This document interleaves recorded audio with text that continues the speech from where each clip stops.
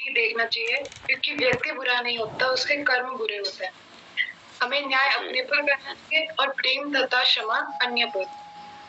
हमें कर्तव्य कर्म करना है, अकर्तव्य कर्म नहीं करना है, और कर्तव्य कर्म करके फल की इच्छा भी नहीं रखनी है। जैसा आप होता है वैसा संसार होगा।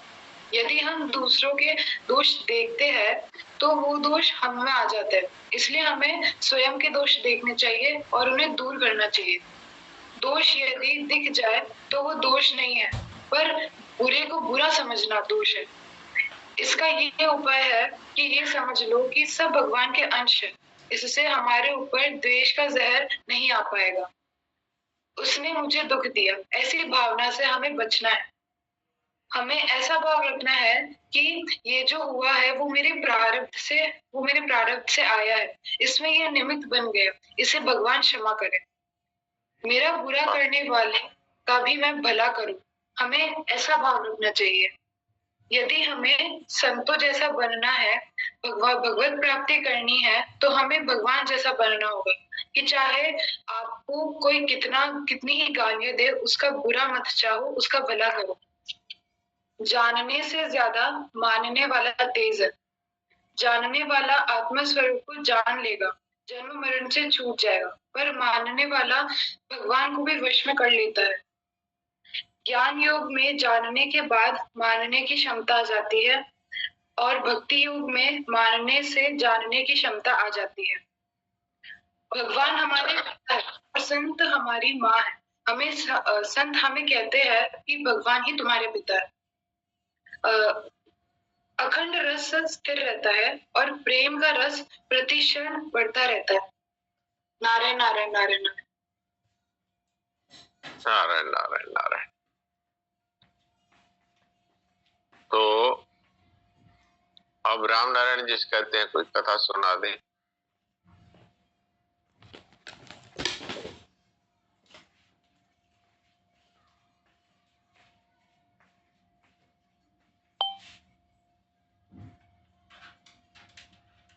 राम नारायण जी दिख तो रहे थे फोटो में, तो अब नहीं दिख रहे।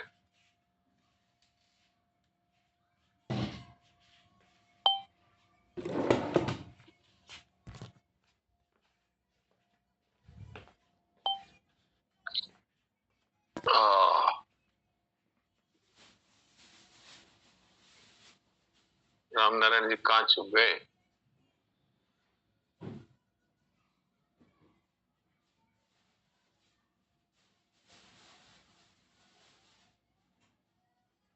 अभी तो दिखे थे, अब उनका नाम नहीं आ रहा।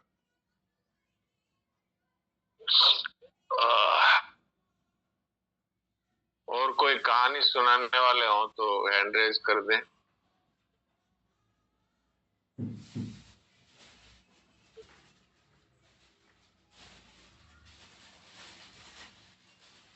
थोड़ी देर में वो प्रकट होंगे तो फिर उनसे कहेंगे।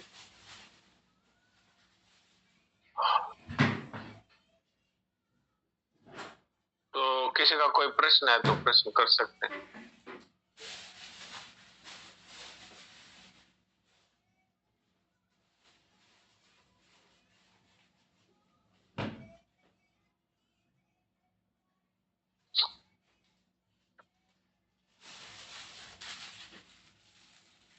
तो फिर अब देवकी जी को मैं कोर्स बनाता हूँ।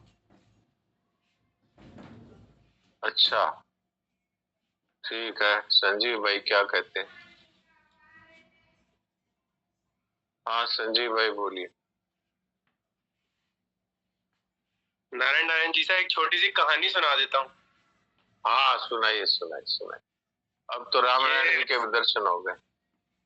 अच्छा गीता प्रेस सुनाइए। हाँ चुगली से हानि। कहानी का शीर्षक है चुगली से हानि। हाँ ठीक है। चुगली करना, इधर उधर बात फैलाना, द्वेष पैदा करना, कलह करवाना, यह महान हत्या है, बड़ा भारी पाप है। एक नौकर मुसलमान के यहाँ जाकर रहा। रहने से पहले उसने कह दिया कि मेरी इधर की उधर करने की आदत है। पहले ही कह देता हूँ। मियाँ ने सोचा कि कोई परवाह नहीं, मियाँ बीवी राजी तो क्या करेगा काजी, और रख लिया उसे। अब वह एक दिन जाकर रोने लगा तो बीवी ने पूछा कि रोता क्यों है? तो बोला कि आपके घर रहता हूँ, तनख्वाह पाता हूँ, जिससे मेरा काम चलता है। आपके हित की बात कहने की मन में आती है, पर क्या करूं,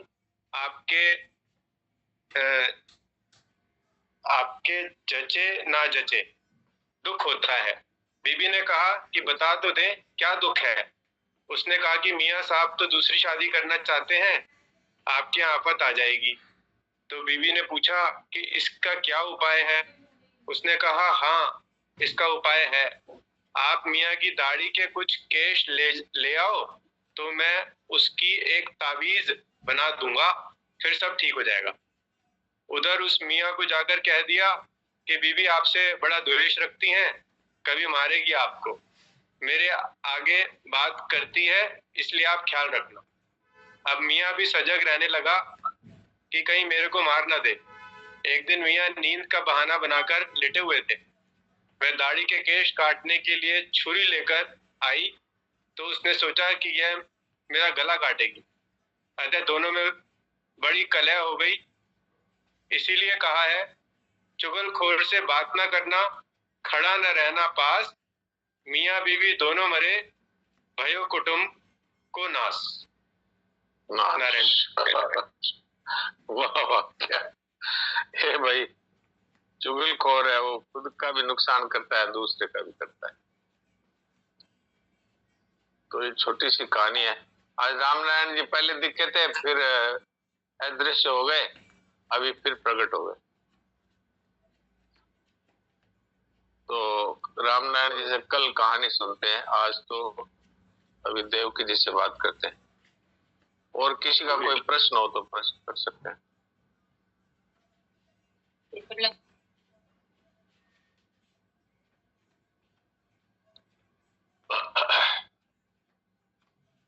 सीता देवी क्या बोल रही हैं? बोलिए बोलिए। राम राम प्रणाम। राम राम प्रणाम।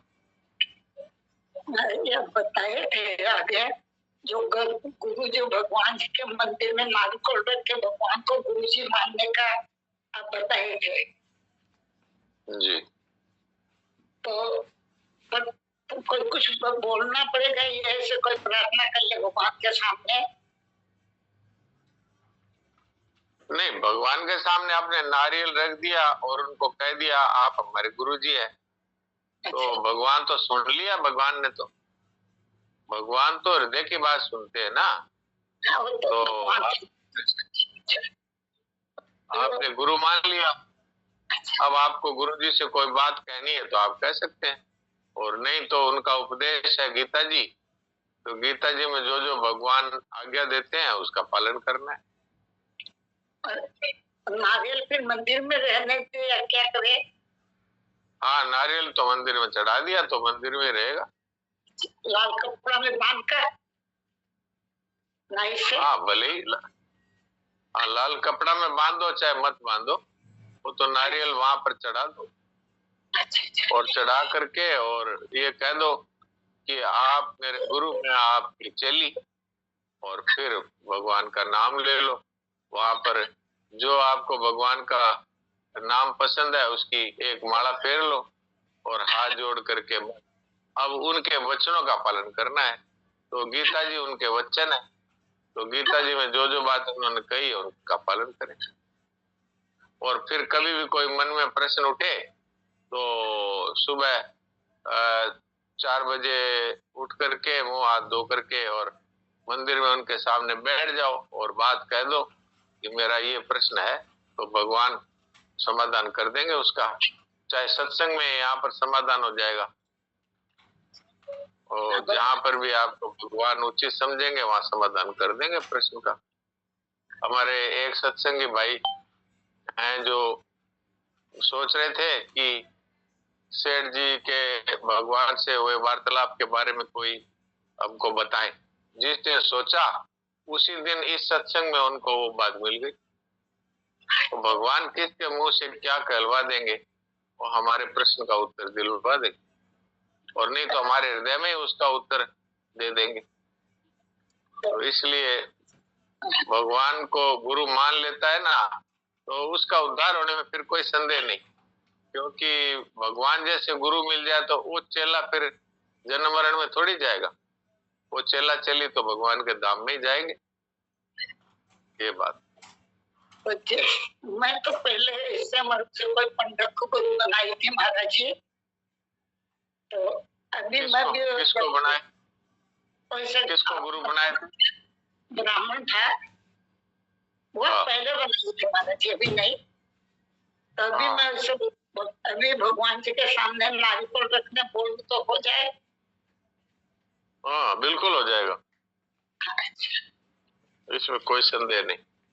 अच्छा अच्छा, नारायण नारायण जी, नारायण नारायण नारायण नारायण।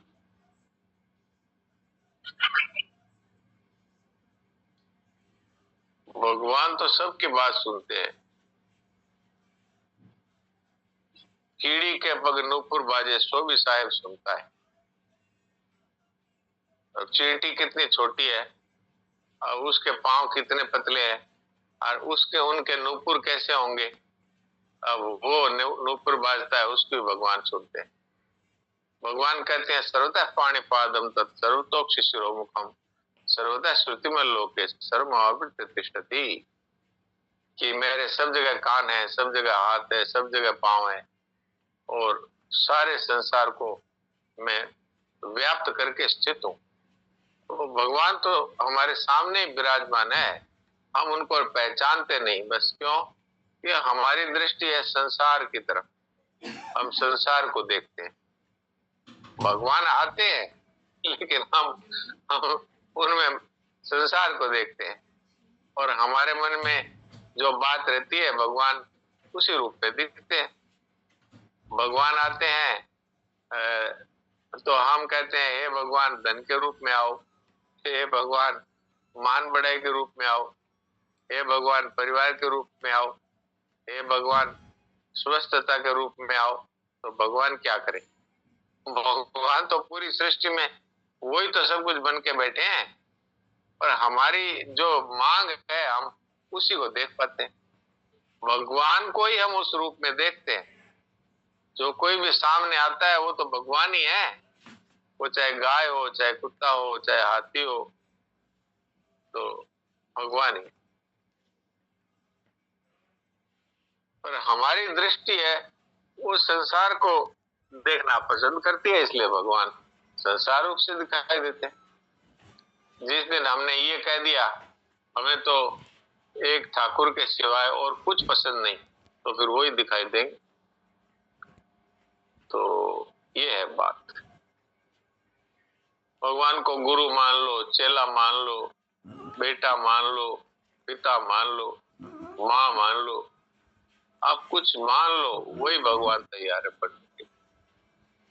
वो तो कहते हैं मेरे से किसी प्रकार से जो संबंध जोड़ लेता है उसका काम बढ़ जाता है।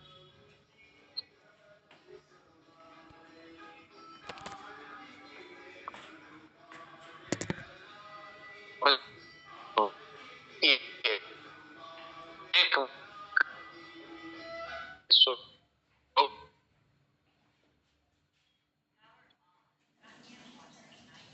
सिवाय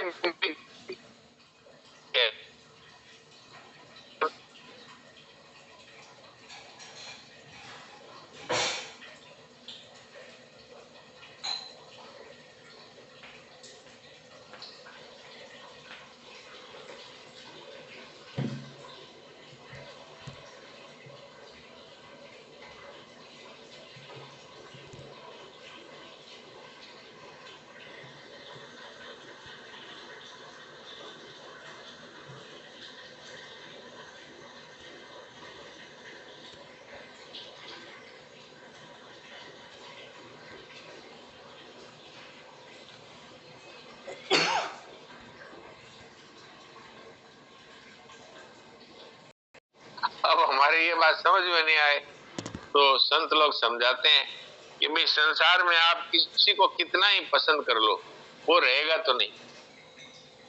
वो मिलेगा कि नहीं मिलेगा इसमें भी संदेह है। और वो अगर एक बार मिल भी गया तो बिछड़ ही जाएगा, इसमें कोई संदेह नहीं। तो इसलिए एक ऐसे ऐसे परमात्मा को चाहें जो कभी मिलकर बिछड़ते नहीं। ओ मीराबाई ने ये तो ही कहा, ऐसे बर को क्या बरूं जो जन्मतड़ा मर जाए, बरबरिए गोपाल जी चुड़ लो अमर हो जाए। फिर सदा के लिए, फिर कभी विधवा नहीं हो सकती वो। तो ऐसे परमात्मा से अगर हम प्रेम करें, केवल उनके सिवाय और कोई अपना नहीं, बस इतनी बात। सेवा सबकी करो बोली। जैसे पतिव्रता स्त्री है, वो पूरे परिवार की सेवा करती है, जेठ की भी, देवर की भी, सास की भी, और पूरे परिवार की सेवा करती है। लेकिन पति वाला स्थान किसी का भी नहीं, सेवा सबकी करती है। ऐसे हम संसार में सबकी सेवा करें और प्रेम परमात्मा एक मेरे तो एक वही है, बाकी सब सेवा के लिए है तो सेवा कर दो। और संसार को सेवा ही चाहिए, परमात्मा को प्रेम चाहिए, तो परमात्मा को प्रेम दे दो और संसार को सेवा दे दो, और अपने लिए कुछ नहीं चाहिए, बस। तो जीते जी मुक्त हो गया और भगवान का भक्त हो गया। तो अब हम देवकी जी से बात करते हैं।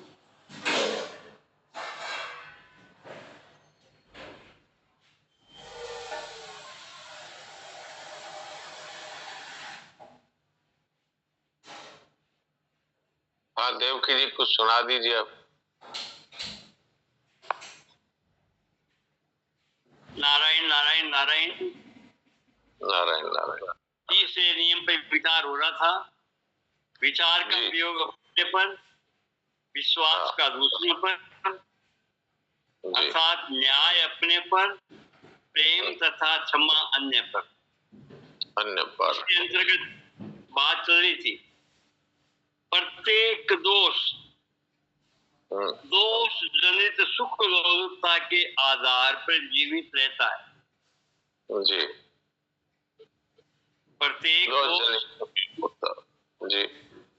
दोष जनित सुख लोलुपता के आधार पर जीवित रहता है, अथवा यूं कहो कि उसकी पुनरावृत्ति होती रहती है। दोष जनित वेदना में ही सुख लोलुपता का नाश निहित है। हाँ ये है, देखो मूल बात। पहली बात तो ये है कि हमारे जीवन में बार बार दोष क्यों होता रहता है, उसकी पुनरावृत्ति क्यों होती रहती है? वो इसलिए कि उसका हम सुख भोग करते हैं। जैसे मैंने उस दिन उदाहरण दिया था कि हमने एक सुख को एक बार भोगा और फिर उसकी आसक्ति से फिर उसको भोगने की इच्छा होती है, कभी भी हमारी तृप्ति नहीं होती। ये अगर हम थोड़ा विचार कर लें कि इस सुख को हमने एक बार, दो बार, तीन बार, अनेक बार भोग लिया, लेकिन फिर भी इसको भोगने की इच्छा रहती है। इसका मतलब क्या हुआ? इसका मतलब हुआ कि भोग से हमारी तृप्ति, अनादिकाल से हम भोग रहे हैं लेकिन हमारी तृप्ति हुई नहीं। और इस जीवन में भी देख लो, हमने अनेक बार वो सुख भोगा है लेकिन फिर भी और भोगने की इच्छा है। तो बुझे न काम अग्नि, विषय भोग बहु गीते। ये जितनी भी कामनाएं हैं, इच्छाएं हैं, इनके वशीभूत होकर जब हम संसार का सुख भोग करते हैं, शब्द है, स्पर्श है, रूप है, रस है, गंध है, ये 5 तरह के 5 इंद्रियों के भोग है। तो इनको हम भोगते हैं तो तृप्ति नहीं होती। एक बार आप कहते हो तृप्ति तो होती है, लेकिन उसको तृप्ति नहीं कहा जाता, उसको कहा जाता है अब भोगने की शक्ति नहीं रही। तृप्ति नहीं है वो। तृप्ति तो उसको कहते हैं कि एक बार भोग लिया, अब सदा के लिए बस, अब नहीं चाहिए ये भोग, तो मान ले इसे तृप्ति हो गई। लेकिन वो खाते खाते खाते खाते और अब नहीं खा सकते, तो ये क्या हुआ? इसको हम तृप्ति का नाम देते हैं, लेकिन ये तृप्ति नहीं है, ये अब खाने की शक्ति नष्ट हो गई, अब खाने की शक्ति नहीं रही, तो उसको हम कह देते हैं बस अब तो अब नहीं चाहिए। लेकिन वो नहीं चाहिए तब माने कि जब दोबारा वही भोग सामने आए और हम कह दें कि अब नहीं चाहिए, तब मान लें तृप्ति है।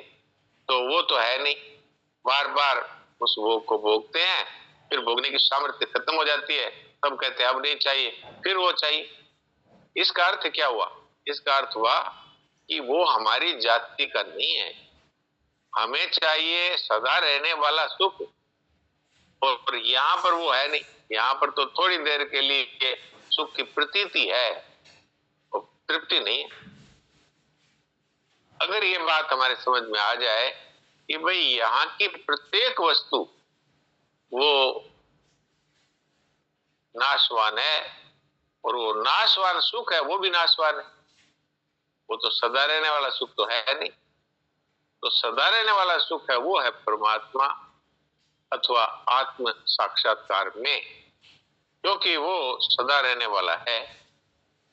तो इसलिए ये जो सुख लोलुपता जनित जो सुख है, जो विषय भोग की लोलुपता से जो सुख है, उसी के आधार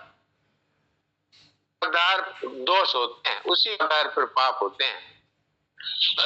धन की कामना से चोरी होती है, धन में सुख दिखता है, और स्त्री और पुरुष में सुख दिखता है, उसके कारण से ये जितने बलात्कार होते हैं, इस तरह की घटनाएं होती है। और ये जितने भी संसार के सुख हैं, ये एक की जो लोलुपता अर्थात बार बार भोगने की इच्छा, यही दोषों को जीवित रखती है, और बार बार दोष हमारे जीवन में घटित होते रहते हैं। या यूं कह दें, हम बार बार दोष करते हैं। एक तो ये बात हुई, एक ये पहलू हो गया। अब दूसरा पहलू है दूर कैसे हो। इसके लिए शरणानंद जी महाराज जी ये कह रहे हैं कि अगर हमें ये जो भोग जनित सुख को हमने बार बार भोगा और तृप्ति नहीं हुई, तो इस दोष का हमें दुख हो जाए कि हमने इसके वशीभूत होकर चोरी की, हमने इसके वशीभूत होकर के दुराचार किया, तो अब हम नहीं करेंगे। इससे अगर हमको दुख हो जाए कि ये जो मैं बार बार करता हूं या करती हूं, ये मेरे को मेरे पतन का कारण है, तो अब मैं इसको हमेशा के लिए छोड़ता हूं या छोड़ती हूं, तो दुख हो जाए अंदर, तो फिर वो दोबारा नहीं होता। ये दो बातें हमारे समझ में आनी चाहिए कि दोष बार बार क्यों होते हैं, कि सुख भोग की लोलुपता के कारण होते हैं। तो इसको छोड़ने का उपाय क्या है कि अगर हमें इसका दुख हो जाए कि हम परमात्मा के चेतन अंश होते हुए संसार के नाशवान सुखों की तरफ दौड़ते हैं, और इसके कारण से हम वो करते हैं जो नहीं करना चाहिए, तो इस तरह की बुराई, इस तरह का दोष अब मैं नहीं करूंगा, इसका दुख हो जाए तो ये मिट जाते हैं। ये भगवान का अनुपम विधान है कि हम जिससे दुखी हो जाते हैं वो हमारे द्वारा फिर नहीं होता। जी हाँ, तो प्रत्येक दोष जनित सुख लोलुपता के आधार पर जीवित रहता है, अथवा योग